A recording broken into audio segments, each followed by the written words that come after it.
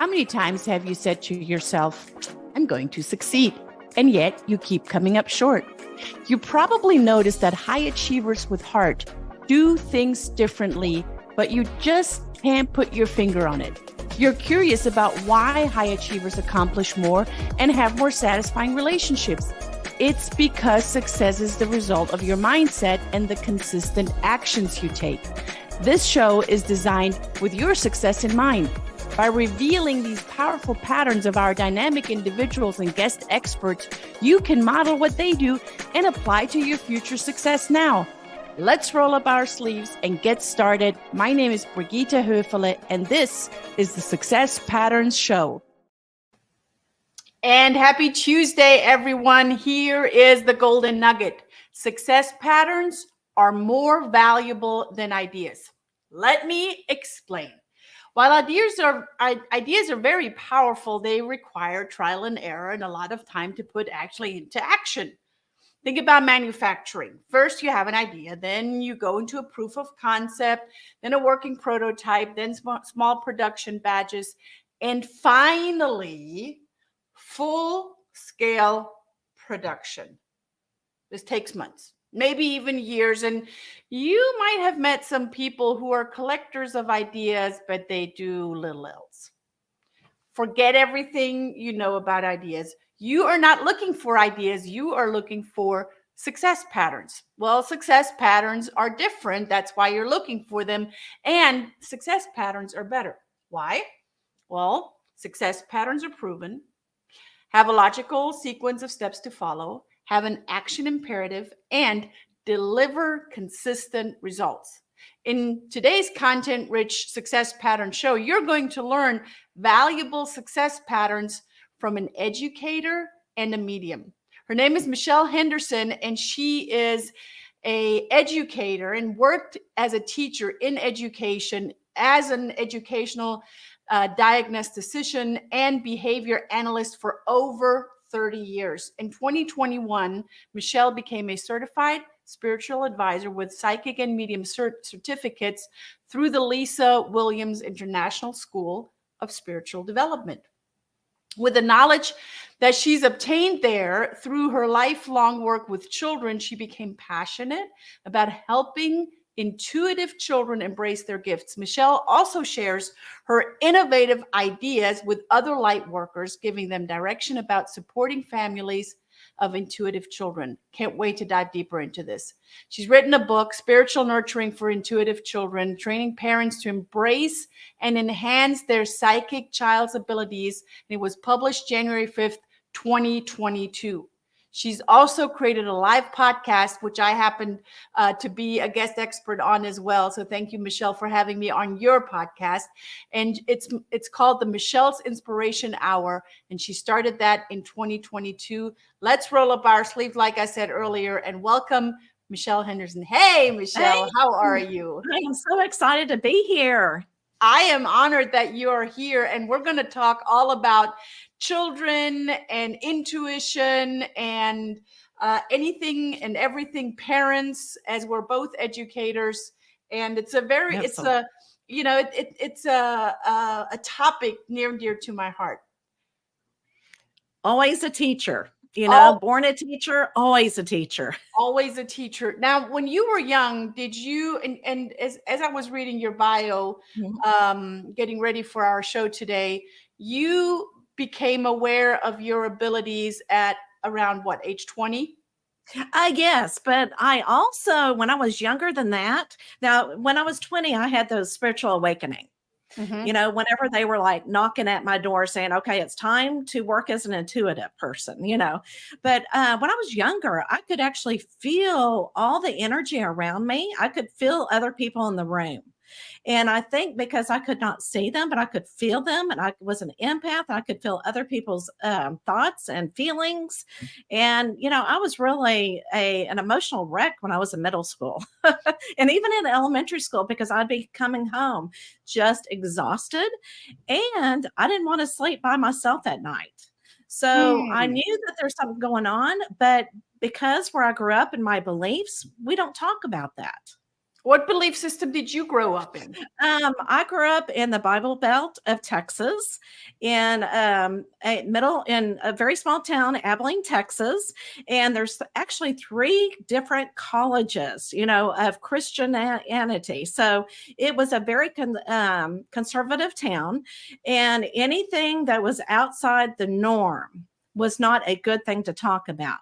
So I just kind of shut down, and, I thought, maybe this isn't normal. And I really became inside myself. I appeared shy. I know it's hard to believe, but I appeared very shy. And you can never turn down your intuitiveness or turn it off. I just turned it down. And then, like you said, in my 20s is whenever it came back. And I was still using it. When I taught school, I was able to use it. I knew what my kids needed to hear. I knew what they were needing. And I think we all have that. We're able to do that. Even as I think that's why we're teachers. It's because we have that empathic skill to use. Now, you said, and I agree with you on all levels, and I want to dive deeper in a few things that you said. Okay. First, you used the word norm and normal. Right. Give us a description of norm and normal. Well, okay. If you, yeah, see, and you can tell that is still within my vocabulary of what I was taught. And there is, everything is normal. Nothing is not normal, because it's good that we question it. And if you have an experience and you go, what? You know what? My friends don't talk about that. It doesn't mean that it's not normal. It just means that, you're about to open up the door and learn something new about yourself and about the universe. And spirituality, that is what's so awesome is, God knows when you're ready to move on to something else. I love what you just said, because that's another thing that I wanted to tap into. You use spirituality and God in the same sentence. Yes. Tell me more about that, because like you, I grew up in a very Christian-based household, and I think we're probably born around the same time, and it's that doctrine of this is the right way and everything else is not normal, therefore not the right way.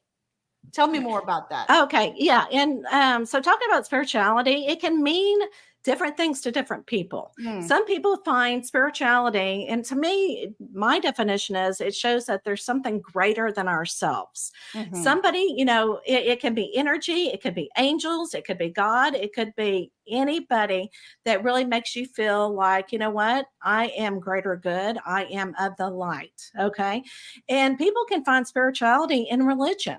And some people, that's just where they thrive. That's what they need to do. It is very, people love the laws and the tribulations of a religion. And then some people just want to be spiritual. There's nothing wrong with that. And some people find it in both, which is like me. I still love going to church. I love being with my church friends. I love reading the Bible. And I also have my spiritual side as well. And that's my creative side. That's where I find my authentic side. The religion of myself is what I grew up with it. And it's a part of me. It's my puzzle piece that puts myself together. Yeah. Woo. That was a great explanation. Thank you for that. So now that we have defined that, I want to go into, you've worked with children with all, abilities, different abilities. Right. I never liked the word that started with a DIS.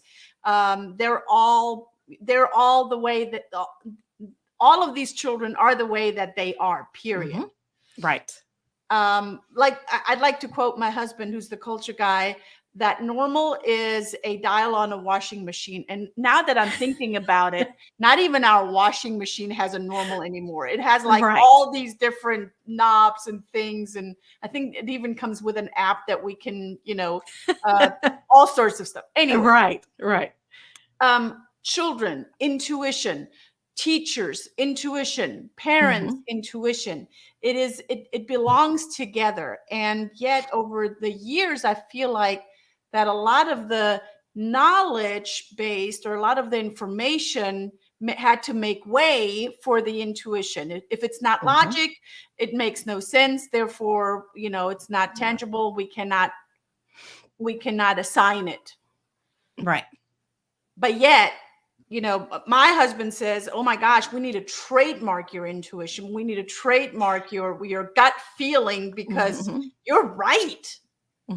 And often, I was questioning my gut feeling, because you can't put your finger on it. There's no confirmation in any way. It's just a feeling. We have children that are very intuitive, and you work with them. And tell me more about that kind of work, because that's fascinating. Oh yeah, it's absolutely, and I love it. When a mom or dad comes to me and they're going, you know what, my child. Now, when you look at intuitiveness, it's kind of another term that we use as psychic abilities, right? That they're in tuned to this energy. And sometimes, again, they're empaths. They get their emotions. They sometimes will see grandparents, that have gone long and gone or deceased, and maybe the mom and dad never talked about it. And sometimes they'll remember past lives the younger they are. And, the number one question that the parents always have for me is my child in danger? Is my child going to be okay? And then as I talk about the situations of what this child is going through, the parent always says, oh my gosh, you know what? I went through the same thing I did when I was younger that my child is going through. And I'm just the light just came on. And so, I always say, look at it from, again, a spiritual point of view, because it is the divine that is connecting us in. Because even though we can't see or we can't feel, we just know in our gut feeling that we're being guided somehow. It is still there. That logical mind, yes, gets in the way. But that logical mind also helps us live from day to day. It helps us make those good decisions to keep us alive. But however, the creativity of ourselves are the intuition side that you cannot ignore. We are holistic beings, Yes. If we really, in some of the teachings that I teach, is the whole Gestalt, and Gestalt is a German word. It means the whole being. We are all one being, and there is no one mold that we come out of, one mold Gestalt that everyone has to fit in. Gosh, that would be horrible and horribly boring, right? Absolutely. But then if it's intangible, and the work that you do is very intangible, we try to find confirmations. We try to make meaning. We try to, stay safe. Now, before we started our show today, we talked about, how, especially nowadays, I don't know if maybe that was a thing back in the days as well, but I think it's a lot more nowadays, that parents want to be friends with their kids, that parents want to, be on the same level with their kids. And children come from a place of seeking safety. Right. Now, if they're on the same level with the parent, what does that do with a child, and do they still feel safe? Oh my gosh. And you're bringing out the behaviorist in me now. So I'm going to bring out that behavior therapist. So whenever a parent tries to be friend with their child, that is because they don't really have the guidance or the direction that they needed as a child as well. Either that, or they're going, I'm not going to be as strict as what my parent was. But you got to remember, we are products of our environment. So yes, for a child to feel safe and know the rules and the laws that we all have them for our safety, they also need to have it. Okay. And I always say, as a behaviorist, whatever behavior you keep seeing in your child is working for some reason. And the only way to change it is change your behavior. So if your child is not sleeping through the night and they keep coming into your room because they want to be in bed with you, and nothing is wrong, they just want to be with you, and they're going, I can't go to sleep. You've got to ignore that behavior. And if you ever saw the nanny show, The British nanny show is wonderful to see. When I was going through to get my degree in behavior analysis, all the behaviorists love that show. And sometimes you have to do the ignore behavior for the child to change their own behavior. It's Mm. also like being in the grocery store and they want a candy bar. And they keep going, Mom, I want this candy bar. I want this candy bar. And you go, oh, okay. They'll do it again. So you got to say no, put the candy bar back. If the kid starts screaming, you go, okay, it's time to go. I'm going to finish my groceries and we're going to go. And we're Mhm. going to go home and you're going to your bedroom. That means that as a parent, when you say you're going to do something, if you Yes. ask one more time, then we're going to leave, or then Right. whatever's going to happen, it has to then happen. I mean, it's Right. the children are smart little things. Oh, they are. They're so smart things, and they manipulative. got you figured out in no time. Absolutely. You know what? Whatever works, works. Hey, but and I think, and I love it that they do want to be friends with their child. Mhm. You can do that, but at a different stage in life. Tell me more about that. Okay. So whenever you're raising your child, you still need to be the authority. You still need to say, this is my house. This is how things are, especially when they become teenagers. But all of us go through that. All of us want to be independent. Your child is going to try to go against the grain and try to test you and test society. That's what they are supposed to do. But you still have to have those guidelines. You have to, say, all right, this is my boundaries. This is what I'm going to do. As a child gets older, and I know I wasn't a human until my oldest child was in her 20s. When she started making her own money, I started becoming human again. That's when we became friends. and she calls me, and my younger one calls me all the time just to talk. And it's awesome to get here. But you know what? I don't think they would have respected me as a friend if I was like that when they were younger. Yeah. Yeah, I agree. 100%. I want to go back to the pattern of intuitive children that are growing up as intuitive individuals and adults. And you said something earlier about yourself, and how you're able to feel. And I think a lot of people are able to feel, especially empaths, right? Mhm. Right. How do you shield, or how do you learn to shield yourself so you're not just this emotional sponge for everyone? Oh, 'Cause just absolutely. And thinking about that, Michelle, yeah. makes me want to puke. Oh, absolutely. And you'll see and you'll understand. It kind of gives you the understanding of when an empath says, I am not going to the mall. I am not going to Walmart because of all the energy and all the people that I feel and I can hear their thoughts. It's very understandable. So if you can catch this at a very young age, it's easier to control. So from a child point of view, you've got to teach a child what their feelings are. Okay. And what feeling, you got to talk about feelings and emotions, period.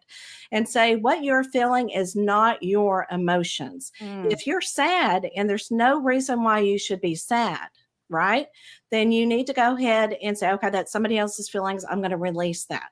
So you learn how to, and I know it's very hard for some people, but you learn how to kind of put a bubble around you.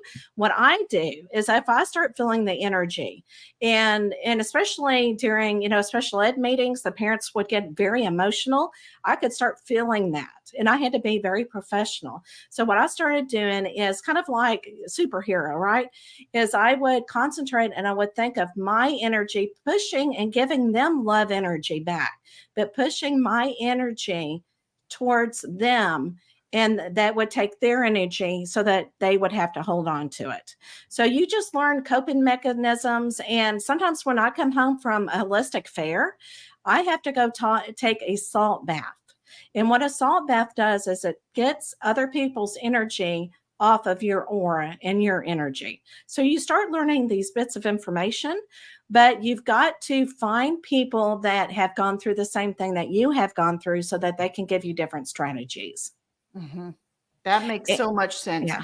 I've heard more nowadays. I hear more that someone's social tank is full. Like I Yes. didn't hear Yes. that when I was, I don't know. Did you hear that when you were growing up? That Um, someone's social I tank? didn't hear it, but I knew whenever I had enough and I would have to go into my bedroom and be there all day.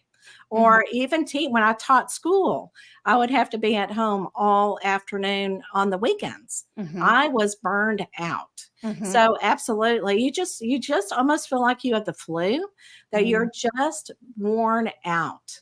And you start, and that's when you know, okay, I need to do my self-care, mhm. and you've got to get yourself away from other people, and you also need to start learning how to clear the energy from your house, because you can bring other energies in.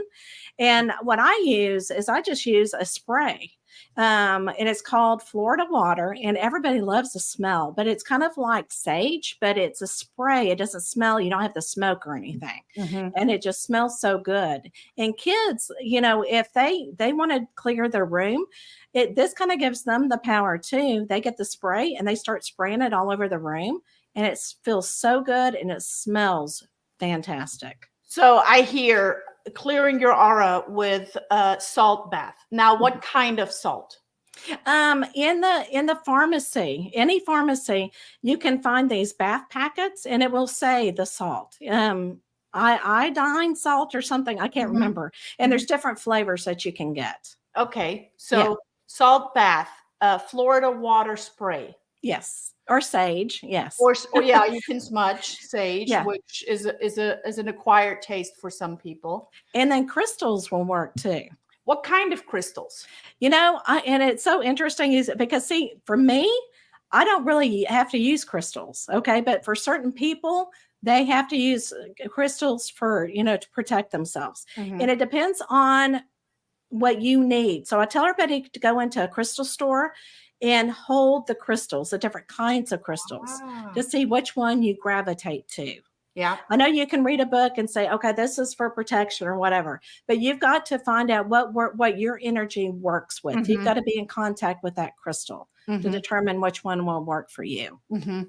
And then the advanced version is to truly, when you own your own power, you can create that that sphere around you, that aura around you that will push back some of Yes. the energies that you don't want to allow in.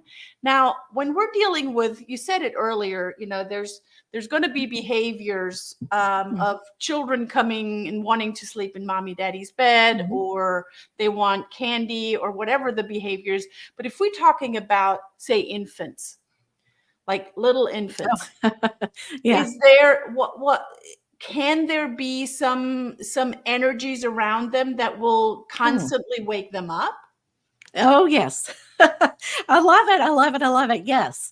So, whenever, and especially, okay, so when somebody is pregnant, okay, you will have, great grandmothers, great grandfathers, uncles, aunts, anybody in your family that has crossed over, they will be with you watching this baby, because it is spirit, it's a spiritual thing that connects us with God. Okay. So whenever there is a baby, okay, the baby, and you can kind of test it by looking at the baby, trying to make the eye contact. Now, depending on how old they are, they may not be able to see you because their eyes haven't adjusted yet, Mhm. but they can look off in the distance and they can see a loved one, looking over the crib with them. And sometimes, that the one that has crossed over will just kind of like play with them, and they can actually see the apparition as you would see me. Okay. So they actually can make themselves known. The younger a child is, they can actually see a full body apparition. And as toddlers, yeah, if you see them looking off in the distance, or laughing or have an imaginary friend, that could be a loved one with them. Yeah, So imaginary absolutely. friends are a very common thing, Yeah. and I love that you mentioned that there are loved ones around. Mhm. And a quick story, I'm pretty sure you're going to appreciate that. About 2-3 years after my dad passed away in 2013, I was sitting at the massage place waiting to get a massage. And I thought Karen, my massage therapist back then, came around. I was all by myself in the waiting room and touched me on my shoulder to ask me into the room. And I turned around and there was no one there. And in that moment, I knew it was my dad who was there, just kind of, saying, hey, I'm here. I just want you to know I'm here. And that was the first time that I've ever felt him like that. That was the first time I've ever felt or experienced anything like that. Because on the contrary, I'm a person, I can be around all people all day long, and their energies hardly affect me at all. Like when my daughter was younger, and they started introducing the concept of their social tank being full, I was dumbfounded. I was like, I didn't know that that's a thing. Absolutely. And what a gift that your dad gave to you, to make that physical contact. And just know that you were very open, because massage therapists are very intuitive. They can see the energy and everything. Most of them can. And so that opens you up to be able to experience what you experienced. And like the yoga will do it as well. It kind of clears your mind a little bit, working with energy, and also meditation. Yeah, just kind of, and that also helped me notice of, how high energy I am. Not that no one of my family ever told me that or not. We won't discuss that today. But I think, when I get in tune with who I am, I can allow others in. And I would say that's true for everyone. And that's how it should be, because you don't want to start dealing with something that you don't understand if you don't understand yourself first. Because, it's so interesting how God gives us experiences, because your clients who you help will kind of be through the same experiences as you did. Yeah. And so you've got to know yourself. And if you're going through a difficult time, that's not the time to try to heal other people. You need to heal yourself. Amen. Isn't that the truth? Yeah. Yes. Now, who is usually coming to you to work with you? Like, who's your ideal client? Who knocks on your door and says, I need you, Michelle? Who is that? My ideal client, which I love, it's not the ones that I can read very easily. There's some people that you can get in, you can read, and everything makes sense to them, and you're going, oh, that's fantastic. No, it's the ones that really need the message, that are having a hard time grasping it and understanding it, because sometimes they may not be believers, or maybe they're hurting and they need that healing touch. They need the message. They need the love. They need that wonderful energy, and they're difficult clients, but those are the ones that really, I go, you know what? That's why I'm doing what I am doing now, is I'm able to really help these people and help heal them with the patience and just listening to them. So you love the challenge. Yes. My ego gets in the way, and they're going, no, we don't want to do this. I'm going, that's why I'm here. Get away. But yes, because if it was all easy, I wouldn't be helping that many people. Yeah.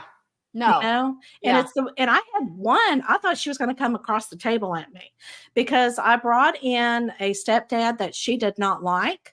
And she said, and she started connecting in with his energy, I guess. And she almost came at me, and I'm going, okay, you want me to tell him to go away? And she said, no, I want to know what he wants. And it was like the whole entire time, and I'm sweating. And at the very end, she said, thank you so much. I was needing that. Wow. That's, sometimes we need to look at, or I would say every time we need to look at the things that we don't want to look at, so we can actually heal. Right. Yeah. Right. So you came bearing gifts, Michelle. Oh, I did. Okay. What did you bring?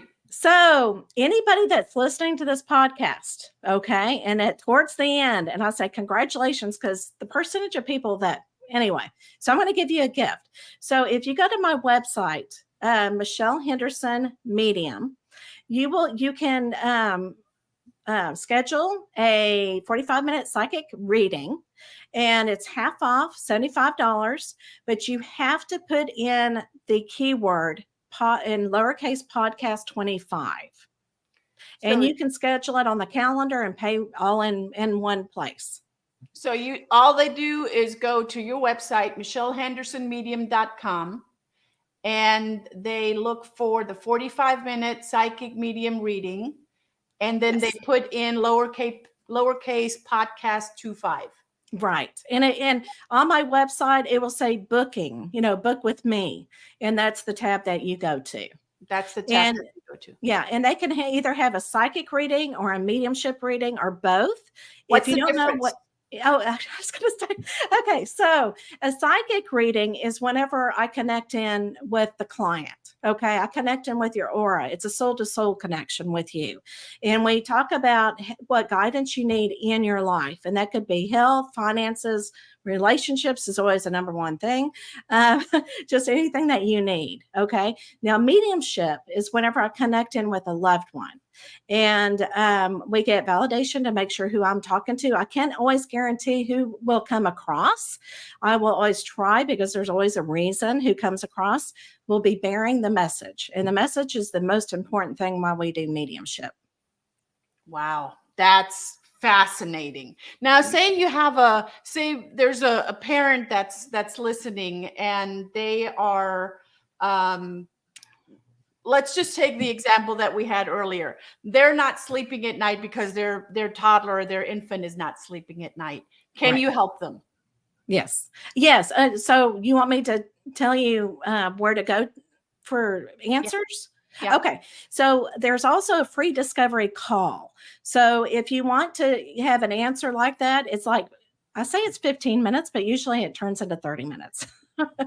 So it's a free discovery call, and that way I can answer any question that you have. And that's the same place as booking, and it will say free discovery call. So free discovery call for parents like that. Right. Wow. What an incredible offer. What an incredible wealth of knowledge you have brought to this show. Well, thank you. So guys, buy salt bath, crystals, smudge, Florida water. What can you get Florida water? It's actually cologne. Oh, but that's but it is a sage, and you can get it on Amazon, and it comes in huge bottles for like $7. And I put it in a little bitty bottle for the spray, and it smells really nice. Well, but the number, yeah. I'm buying it. My daughter's going to college. I'm buying it. Absolutely. We might as well smudge the whole dorm. Yes. I might get in trouble for that. So we might not do that. So crystals, Florida water, smudging, bath salts, and having your own aura push against other energy. Just working with your energy and not letting anybody else's energy into your aura, and just know that you are the one in control, not to be afraid of it, and get knowledgeable about it. Knowledge. Yeah. And you definitely have it. Michelle, thank you for being here. To reiterate again, michellehendersonmedium.com. Go book a session with Michelle. You're going to absolutely love it. She's a wealth of knowledge. And for all the parents out there, if you have any toddlers that are not sleeping, get with Michelle, because you need your sleep. Michelle, thank you for being on the show. Guys, tune in again next week, same time, same place, for the Success Pattern Show on Tuesday at 4:30. Make sure that you give us a subscribe, thumbs up on YouTube and on all of the podcast stations. Until then, thank you and ciao for now. Thank you for tuning in, and you will notice opportunities to apply success patterns daily while eagerly anticipating next week's content-rich success patterns.